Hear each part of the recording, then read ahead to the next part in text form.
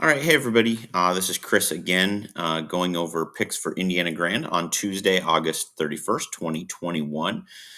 If you want to follow me on Twitter, you can do so at handicappingT3, or you can read my articles on bettingnews.com. This week I'll be covering Wednesday's card from Canterbury Park in Shakopee, Minnesota, and I'll be covering the weekend card, Saturday in particular, from Saratoga. So you can follow me there. We're coming off of a sloppy off day at Indiana, which had some major changes from the Monday video. So I'll quickly go over, sort of recap Monday's card, and then we'll jump into Tuesday's. So we got off to a little bit of a slow start. We had a kind of an upset, at least by my numbers, in races 1 and 2, with the 5 and the 1 winning. I did not have them on my board. After that, I got on a little bit of a roll. Wasn't able to put a lot together, just because so many of them came from these lower tiers, but certainly was reasonable. I did get this 11 home. That was one that I featured pretty heavily in my video yesterday, talking about how it was close to 3 in a row, but hadn't quite gotten there yet. But scratches could change that, and in fact, they did. And that horse cruised to a victory with what I thought was not the easiest place to run in yesterday's conditions. So that was a good one, kind of saved me there. But overall, pretty successful day. Had the winner on a pretty short list, at least in the last 6 races. So feeling good about that. Still seem to be seeing the ball pretty well at Indiana Grand. And hopefully today, as the track dries out, we can continue to build on that. Here you can see the T3 boards from Monday. So those first two, like I said, kind of threw up an air ball. And then after that, we got real hot with a couple of winners, at least somewhere on every card. And like I said, the big key here was the scratch in the class department. I believe it was the number 3 initially that was up there. When the 3 scratched out, that really opened things up. And the 11 was able to slide in, get 3 in a row. I had that horse singled pretty heavily in my pick threes, and that allowed me to get home and at least make back some of the stuff that I had given away in some of the earlier phases. If you watch yesterday's video, you knew that I was attacking sort of this early part of the card right here. And I just, like I said, kind of airballed race 1 and 2, and that left me vulnerable. Didn't really get into race 3. I did play into race 5 as well. I did try and single this one. Was in a bad part of the track. I knew pretty early on that I was in trouble on that one. So anyway, we had some winners. We were in some decent spots, but just couldn't really put it all together. Now, one thing that as we're getting ready to handicap today's races, that I will talk about is yesterday, like I said, we were sloppy and off for the 8-race thoroughbred card at Indiana Grand. And what I found in particular was that it was really tough to be on the inside. And recently I found that to be a very difficult place to be at Indiana anyway. Horses on the inside seem to get tired, and the best move seems to be coming from that outside post position and kind of sweeping up to come late and score the victory. Yesterday, that seemed to be the case again, with those horses who had the furthest outside post positions winning at an overwhelming clip, and early speed yesterday, especially in the dirt routes. Just being on the very front going into the turn didn't really help much. It seemed that a stalking trip was better. You didn't have horses making up a ton of ground from the back, but I wonder if that had more to do with an inside outside as opposed to a speed versus late bias, simply because those really late runners are often saving ground, getting down to the rail. And that seemed to be an area where I saw horses front, middle, and back starting to get tired late, whereas the horses that were able to find themselves out into the dry track were able to run home with some good late kicks. So we'll kind of keep an eye on that today. Even if there isn't rain in Shelbyville, you can imagine that the course is still going to have some moisture in it, so those inside paths might still be dead. Pay attention also to jockeys that have recognized that. If you have a jockey that's constantly swinging his horses down to the rail, especially as they come into the lane, that might be something you want to avoid. So let's get started today with this card. We start with really low-level claimers, Philly State bred claimers at the bottom. We're down at 5,000. So this is really weak group of horses here. As we go through, I have not marked up my past performances today. I'm just going to kind of walk through these. So yesterday, this dirt route was playing positively towards off the pace, just kind of stalking type horses. And it was not good for closer types. Or has not been good to closing types in the last two. So, as we go through this here, you have the one horse at 2 to 1, and I'll get out my pen here. We'll mark this thing up. So I've got this guy at 2 to 1. I've got him in the form box. Misty Express, the 2 horse. I actually have this one as being a T3 horse. And that comes from speed, stamina, and class. I do also have this horse good on flow and pace. So to me, this is a heavily used horse, and probably for me going to be a key. I have the 3 horse tied for speed. We're starting to move towards the outside. I don't have the 4 horse in anything.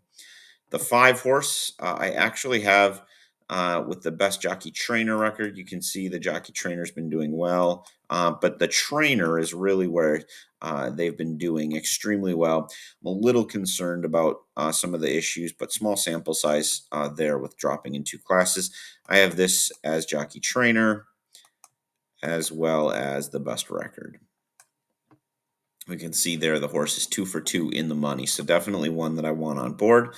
Henry's Girl doesn't show up on any of my spots. So when we get down here, as I'm looking at this, I think I'm probably going to play most heavily through the 2.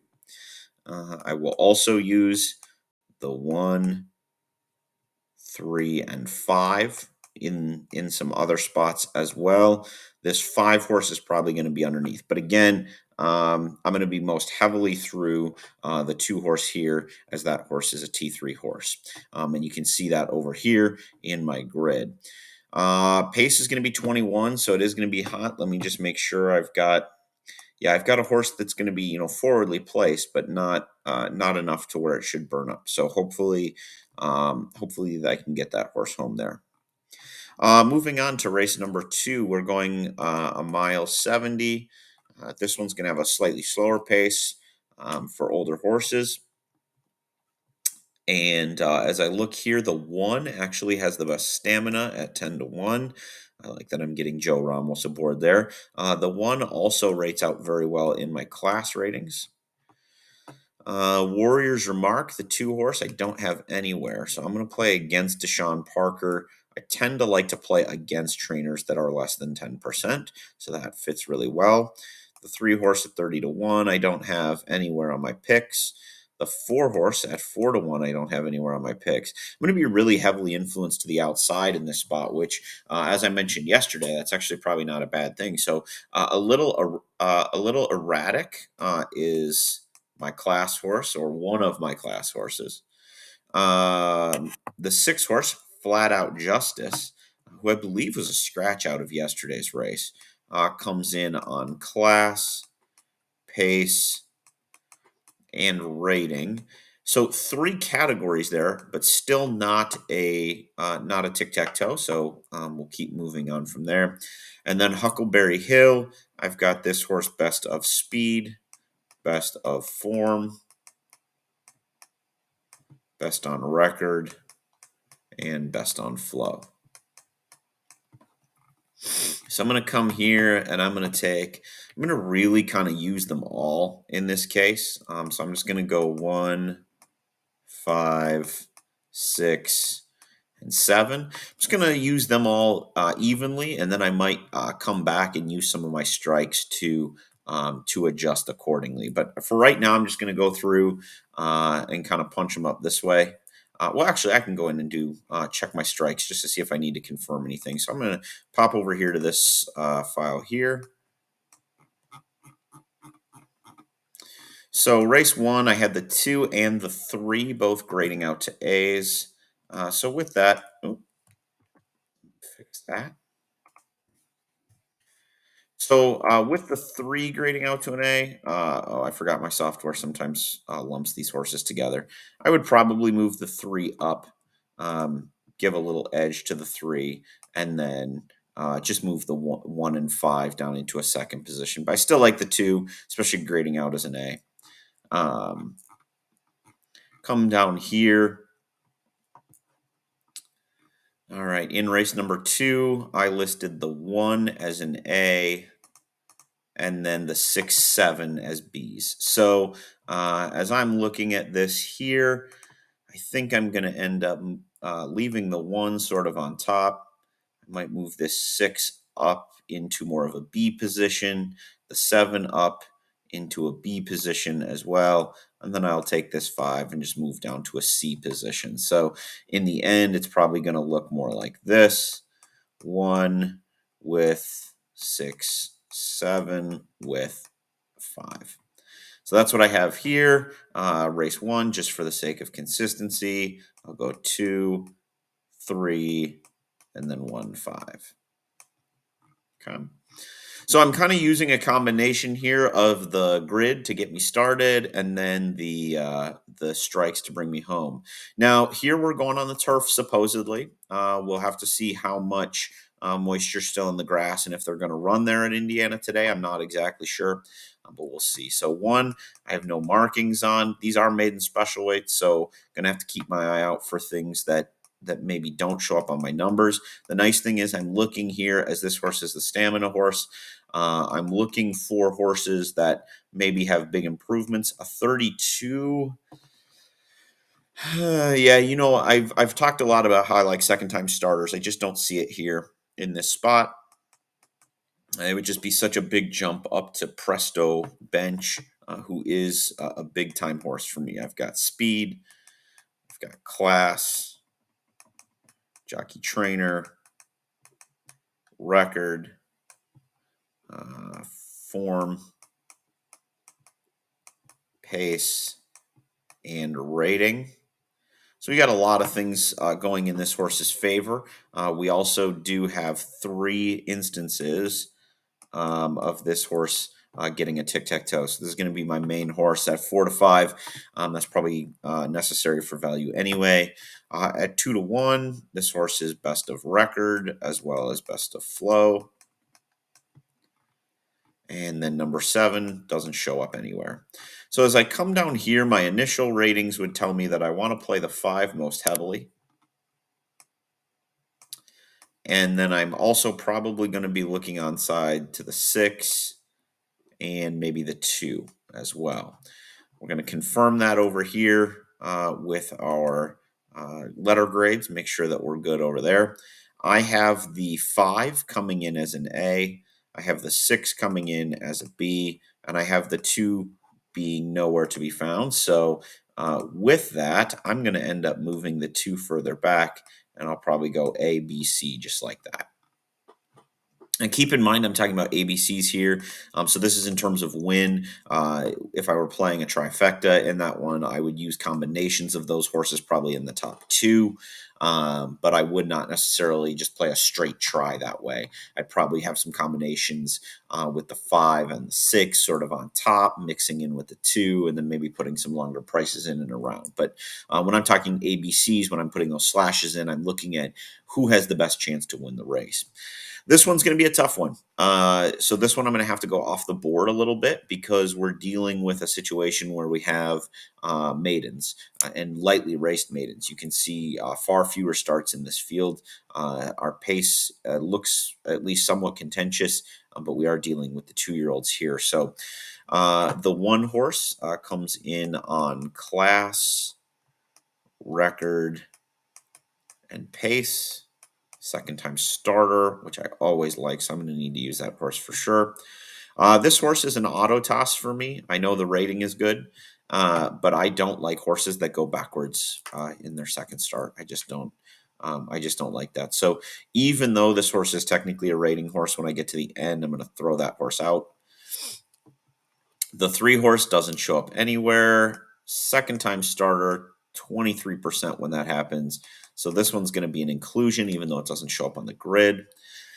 Number 4, again, you've got a great career record, second time start. So this one's going to be an add when it comes here. This one also shows up on the ratings as well as the jockey trainer.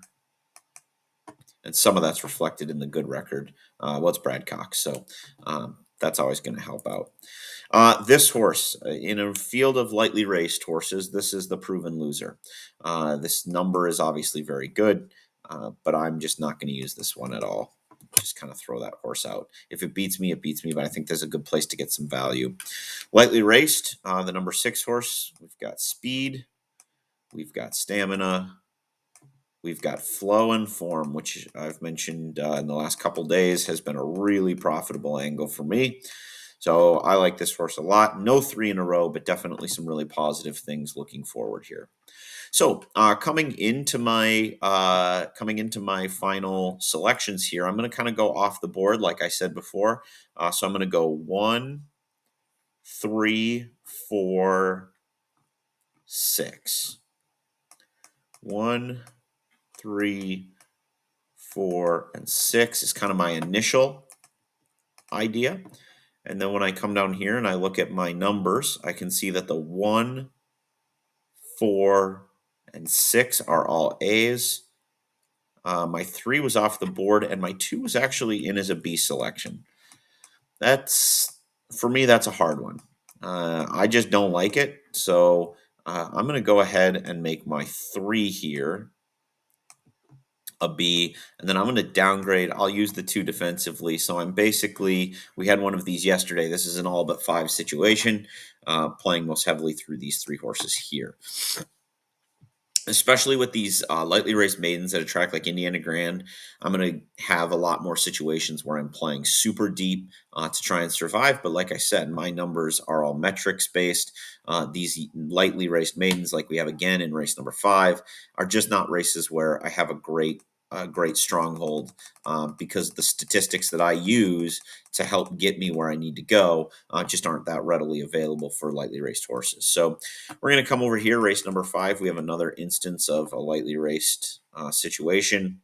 Again, I've got a horse going down in terms of figures from first start to second start, so I'm just not going to use that horse at all.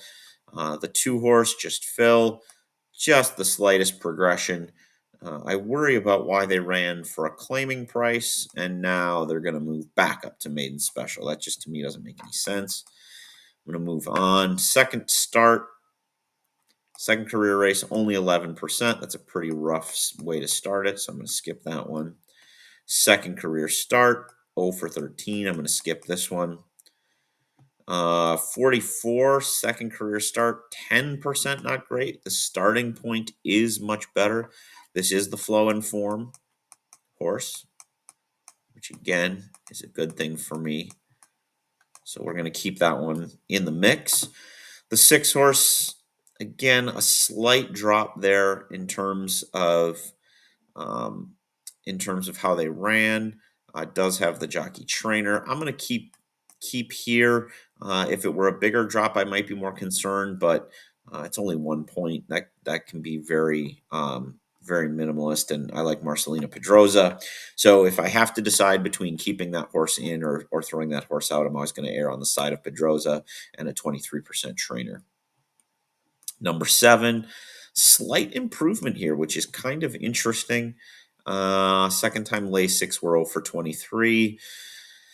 I just don't think this is the way to go. I'm going to pass on that horse at 30-1. And then the 8 is everywhere. I basically have speed, stamina, class. I'm just going to shorthand a little bit. Record, pace, and rating. I've got T3s all over the map. That's going to be the playthrough horse here. So I'm going to go with the 8. And then I eliminated everybody except for the 5 and the 6. So I'm going to go 8. Honestly, I'm going to play like super heavily through that horse. I'll use the 5 and 6 as I come over here to my report. 5, 6, 7, 8. So kind of the same thing, right? They're confirming that those horses are still a large step below the 8 horse as we move on. All right. right, we're going to come down to race number 6. We're maiden claimers on the turf again. There are some chances of some showers, and we got a lot of rain yesterday at Indiana Grand, so not sure if this one's going to stay on. Obviously, if it comes off, that will change things quite dramatically. But at least for now, assuming turf, come down here to our second row. 30 to 1, not going to use, lots of losses. Mr. Biffle, the number 2 horse, has the best record at the distance. It's important to know because this one doesn't have a record at the distance. It will then look at its record at the track. You can see this horse is 1-for-1 at Indiana Grand, in the money, I should say. So it does consider in the money.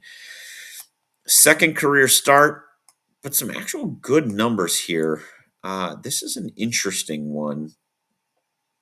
Even though the 3 horse doesn't show up anywhere, this can be one I'm going to try and keep on board. I don't love the 5% jock here, but we do get weight off because we use that jock.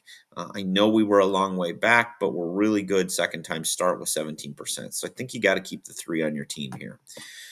We've got a stamina horse, a class horse, and a form horse. So that's definitely going to be a use. This one is the Flow and Form, which has been exponentially better on the grass even than on the dirt. So to me, I'm looking heavily at this horse. Not 3 in a row, but this connection here tells me this is one I really want to use pretty well. This is bad, 0%. And we're still a maiden after 16 starts. That's a big problem and unusable. Jockey trainer Deshaun Parker is in here. I like that player, and then I've got the best rating. That's based exclusively on breeding at this point. I have 55 strong in race number 6. This is an MTO. Right now, I don't have anything on this horse, but again, as we get off the turf, if they do end up pulling this race, then you might see that switch happen. So as of the recording of this video, we're not quite there yet. All right, so right now, early indications are I've got the 4, the 5, the 2, and the 7. Come over to our report over here just to see what our letter grades are. I've got the 2 with a B grade. I've got everybody at B grades, so I'm not going to make much of an adjustment. I'm just going to use them equally. This is going to be a race I'm going to have to survive, and I may end up having a big shift if it comes off the turf. Coming into race number 7, we'll slide across here. The 1 has a good record. We've got a lot of lightly raced horses. Tuesdays can be tough days at Indiana Grand. Best record on the 1, the number 2 horse, Flow and Form.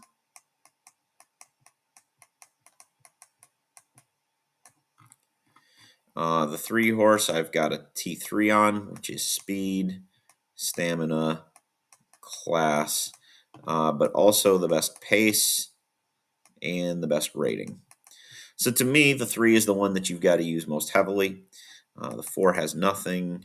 The 5 has nothing. The 6 has nothing. The 7 has nothing.